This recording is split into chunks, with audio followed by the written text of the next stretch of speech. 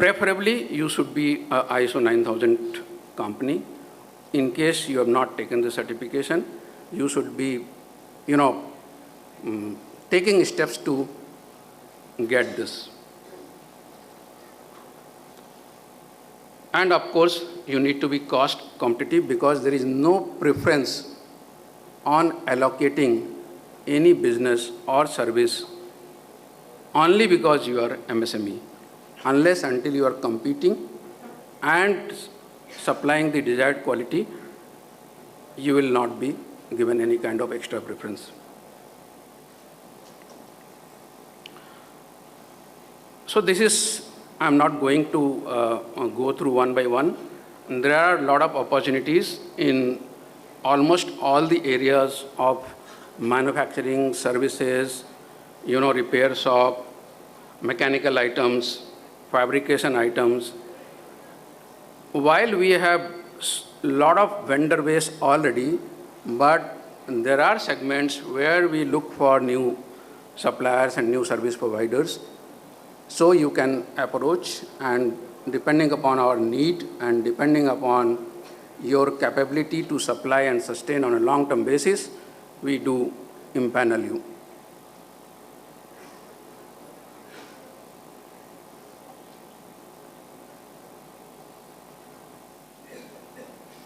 Similarly, similar opportunities exist in electrical area, whether it is tools and tackles, battery, sensors, insulating accessories, safety appliances, other things. These are some of the areas in the service sector which are available for all the small entrepreneurs, small service providers. In case you are present, you can approach in any of our units. To know more about Tata Steel, you can visit our official website, www.tatasteel.com. There is a separate section for vendors. You can know much more details visiting there. In case you have some interest, you can send your request letter to this address, and we'll be happy to evaluate the same.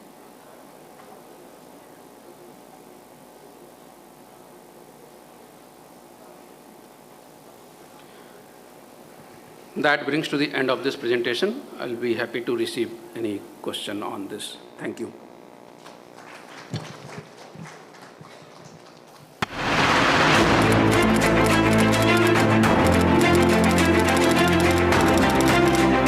SMEs constitute the heartbeat of the world's most powerful economies. The Mittelstand, as SMEs are called in Germany, comprise 3.6 million world-class specialists in specific categories and segments. Japanese SMEs form part of an elaborate framework for world-class automobile, electronics, and machine enterprises. Nearly 30.2 million SMEs form the backbone of the US economy. The private sector in China, mainly composed of SMEs, accounts for 90% of all businesses and makes a contribution to over 60% of GDP. Today in India, SMEs account for 45% of industrial output and 40% of the country's total exports, generating employment for 60 million. By year 2025, 50 million enterprises could be the growth drivers for a 5 trillion economy. What would it take? Indian SMEs need to embrace new technologies and processes to develop and sustain a global competitive advantage.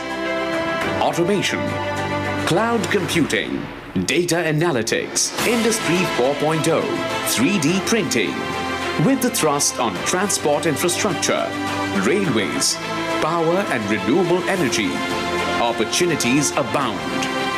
The electric vehicle market is largely untapped. India is expected to command leadership in EV space, with a projected share of 30% of new vehicles sold by 2030. defense and aviation sectors are throwing open requirements for indigenization of spares and components. In food, in agri-businesses, SMEs hold the key to inclusive growth and play a critical role in India's future. With Make in India as the buzzword, the future of manufacturing is exciting and full of potential. Let's own it together.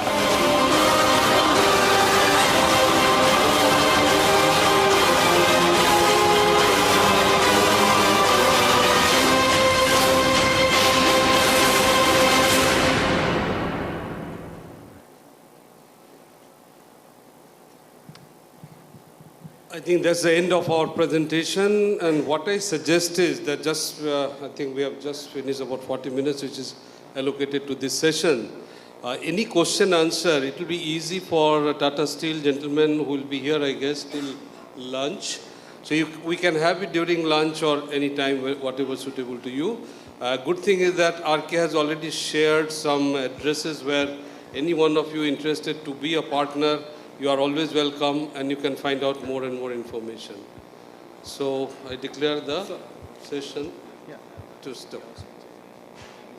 Oh, in fact, the Tata Steel kiosk is there and the full team is there. So anybody wants to have more information, they are all welcome to visit the Tata Steel stall. Thank you, Sanjay. Thank you, RK. So, Shaukat, thank you so much. We have a small task to perform. May I now request Mr. Bimal Sarkar, the moderator, to present a token of appreciation to Mr. Sanjay Sahani. Mr. Sarkar, please.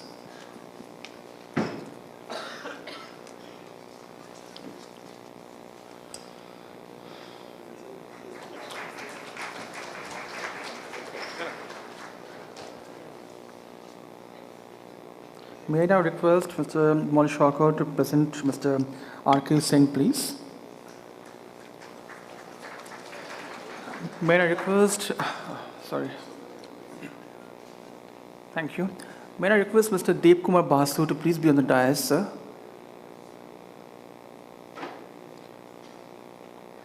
Mr. Basu will present a token of appreciation to Mr. Bimal Sarkar.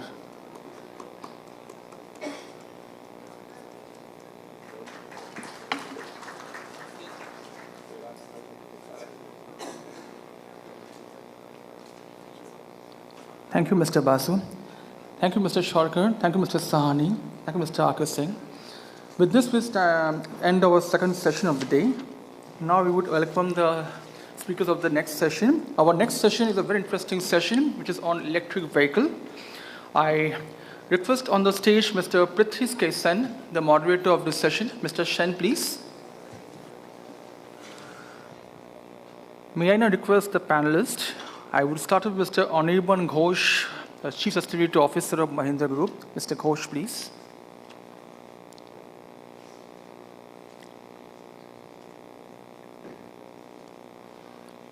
Mr. Sanjay Mukherjee of CAC Limited.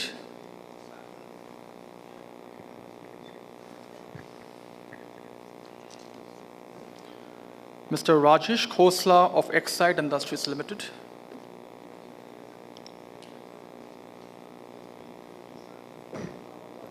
And Mr. Vivek Chauhan of Tata Steel. Mr. Chauhan, please.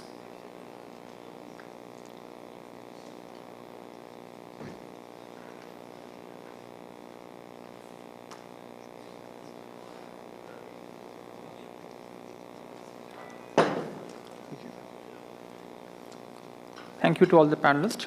May I request Mr. Prithvi Sen to start the session, please. Mr. Sen, sir. Thank you. Good afternoon, ladies and gentlemen. We are running behind the time. So the time given for the EV ready, infrastructure for electric vehicles and opportunity for MSMEs. This is a very interesting sector. That is what also Professor Acharya, my beloved professor, also mentioned in his speech, like that EV vehicle are coming. So EV is the one which is there for a long time. If you see, it is there from 19th century. I am told, I have read somewhere, it is first started in 1827 by a Hungarian priest called Mr. Anois. So he first made a small crude but viable electric motor to run his tiny car. So it started from there. And it was there throughout. If you see from 19th century, if you see the electric trains and all, it was there. But it gained popularity of last few decades, maybe because more towards this 21st century, mainly because of the environmental concern and also renewable energy. So that is the one which is driven to this thing, and a lot of innovations and operational ease this has taken place. So use of lithium ion batteries and this thing, and its development has created to this stage. We these days see even electric buses here in Calcutta also. So today I was traveling in electric vehicle. I was asking them.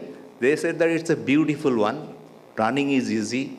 It is easier to maintain, and they said it is cheaper also. This is for throughout the day. If you charge, it costs around 3,000 rupees. And earlier one, if you charge by diesel, we have to pay around 8,000 rupees. So there is a reduction in cost as well. So with this little, like although that our IC engines, the internal combustion engine, both in SIs or CI, they are dominated for last 100 years. These electric vehicles are there to come. So they are going to stay, which we see that today, which is there around little 2% of the total share of global population of electric vehicles, mostly related to cars. It is likely to take over around 22% by 2030. So with this little we have a lot of, panelists in that one. 4 good panelists are there. And I will now request, as Mr. Khoshla has to leave something, so he is the first one to come. He is the Vice President of Manufacturing and Exide Industries. He has got an illustrious career, 26 years of experience. With this little introductions are already there given to you. So with this, may I request Mr. Khoshla. I request people like to have your speech within 10 minutes, please. So 8 minutes on, I'll give an indication. And if you could, well below that one, is fine. And if there are questions within 40 or 45 minutes, we can take it, or thereafter you can take it. Thank you very much. Mr. Khoshla. Good afternoon, ladies and gentlemen. I believe all of you like cars and bikes, right? Do you have a love for cars? Can I see your hands up? So most of you love cars. Right? Even I love cars and all. So what I'm going to talk about, a very interesting session, what Mr. Sen talked about. What is EV? There are a lot of questions in our minds what EV talks about. What is EV? What is the future going to look like? So I'm going to give you a taste about what it is today and why we need to move and graduate to the EV pretty soon. So India is the 5th largest car market what we have, with about 400 million customers in need of mobility solutions by the year 2030. We are 10 years right now, looking up to 400 million customers. Today we are averaging around 250 million customers. India has the potential to be amongst the top 3 in the world. That is only one side of the picture. What's the other side of the picture for us? Current trajectory of adding even more cars is going to add to pollution, imported fuels, infrastructure bottlenecks, and what it calls, and there's a lot of pressure on the carbon emissions to go down, and we need to have a greener climate to talk about for ourselves. So what do we need? We need better cars. So better cars, better automobile systems, what do we need? So we're likely to go in for electric, although there are alternative fuels to work around with, but then the buzzword is we go electric. Going electric, as we see in many markets across the world, it's a team effort. It's not something just we go in one dimensional. No, it's a multi-dimensional thing that we have to work on. We need governmental vision. In the inaugural session, we heard one of the principal secretaries talking about it. The goals are pushed from the car manufacturers. That impetus has to come from the car manufacturers as well. And a large-scale investment in terms of the charging infrastructure, how the charging is going to happen for them, and the electricity supply which is going to come along with it. Changing a system, hardware heavy and complex as road transportation that we have, it's a huge opportunity. It's a huge challenge as well as a huge opportunity for all of us. How can a country, industry or company unlock it? There are a lot of questions in our minds. Who's going to pay for it? What is going to be the tipping point? So I'll give you a thumb rule today. Today with a lead acid battery, it will cost you less than $100 per kilowatt hours. Whereas for a lithium-ion battery, when we go electric, it's roughly around $160 or $155 per kilowatt. So that differential today is limiting us to go full steam with the electric thing. Where along do we see this market? How do we move around with? Okay. India has a potential to be a very large electric mobility market. China has a top-down approach. You know, it's a communist country, it has a top-down approach. India has more of an inclusive approach to work with. So what drives is not only the government with its FAME policy, but it's also the companies which are also going to work and give the impetus to it. The push will come from specific uses cases, improving economies of electric mobility, rather than from large infrastructure incentive-based programs that we are talking about. Indian companies will have a large share in this new emerging value chain, no doubt about it, and which it will create more manufacturing jobs. This is also one of the endeavors of the government and the companies to create more manufacturing jobs. And it will not be dependent so much on the battery manufacturers or the infrastructure providers, but also on the strategic positioning and the investments which will there for the Indian car industry. Presently, as I said, 210 million registered cars, motorcycles, three-wheelers, trucks, total automobile systems that we talk about. We were way behind 5 years ago, but we are catching up with China as well. China is leading the show right now. This likely is just beginning, as today only 4% of Indians, the penetration, the ability to buy vehicles is only 4% for us, as compared to 80% of the US. So the market potential is huge, but it also comes with a capping of how much is the purchasing ability for us. This likely is just the beginning. By 2030, 600 million vehicles, believe it, 600 million vehicles we're talking on Indian roads, thrice the number what we have today. It's a matter to think and ponder about. With all the major cities, including Delhi, Mumbai, already have plagued traffic congestion. It's no different in Calcutta as well, with so much of vehicles, pollution, honking, everything going on. Electric mobility will be a part of it. Attractive for various reasons. First, oil imports. You just cannot having oil imports. It's very expensive. India is the third largest importer of crude oil. Shifting to electric vehicles would reduce India's dependence on oil imports.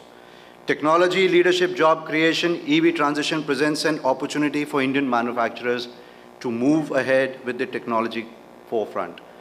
And mind you, we are going to have niche technology, and people with the desired skill sets are going to rule the roost.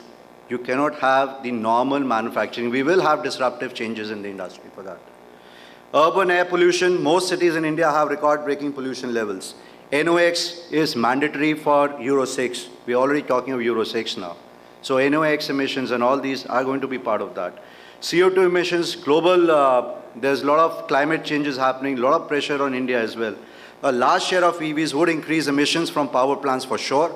But when you see it in context with what is the CO2 emissions it will have from your fuel exhaust, it's going to be much lower than that. Recent study also suggested a significant share of consumers already consider electric cars as an option. It's already growing. The buzzword is on most of the companies, most of the consumers. I see in most of the metros, they are thinking of buying an electric car, if it's not the first one or the second one. But the thoughts are already coming through. The seeds are already germinated. Factors that are creating excitement around electric vehicles, rapidly decreasing battery costs, technology advancement. We all love technology. We want more and more advancements in our lives. Innovative business models, influx of digital technologies, and green policies. If these trends continue, EVs could match the initial cost of the internal combustion engines. I am presenting to you a picture of what we see 10 years from now. 40%, believe it, 40% of the market would be electric vehicle market. I am representing Exide and I am talking about how the future is going to look like. It's not only for Exide, it's also for the whole world. So 40% of the market is going to rapidly go up to an electric vehicle market. One of the key barriers for fast adoption, why aren't we able to adopt it fast? That's a question which comes in everybody. The whole world is talking about EV, but why are we not able to do it much faster than what we are talking about it right now? Showroom prices for EVs, you go to a showroom and try to buy an EV vehicle, it will cost you much more than what it costs for a normal gasoline or a diesel engine car.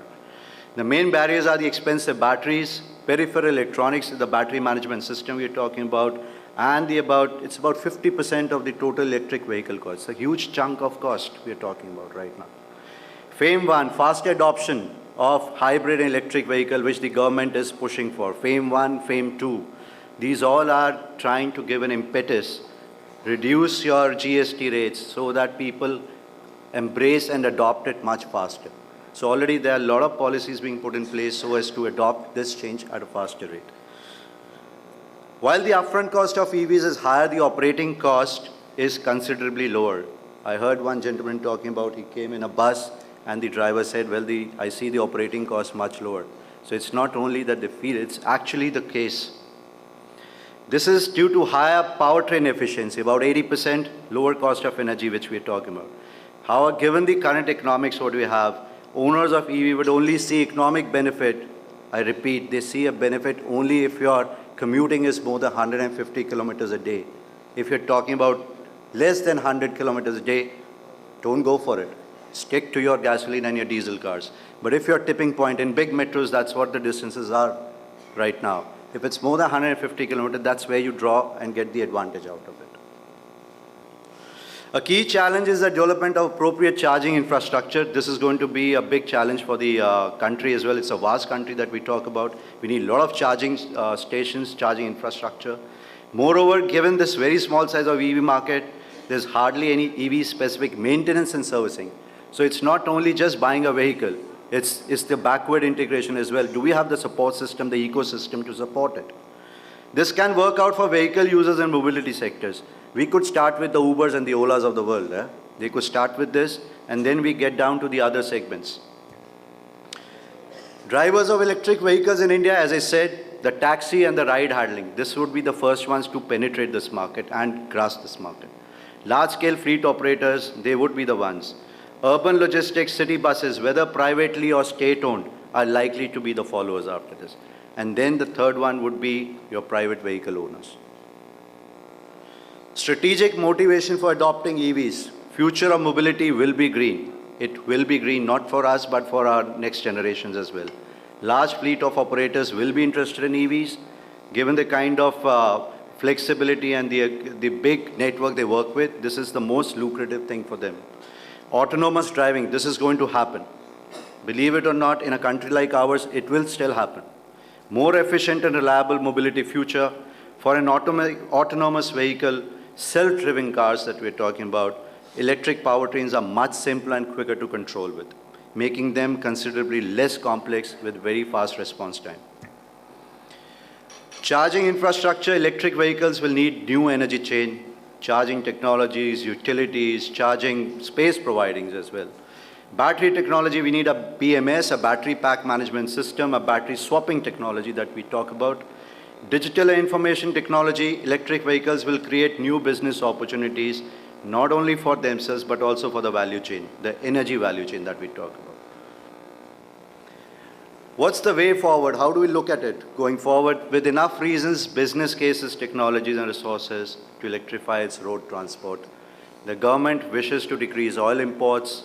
Air pollution is a big headache for the country and for the world as well. Business in India are trying to cut down operating costs, making mobility services much more efficient and effective. Car makers are trying to get an upper hand on new automotive technologies.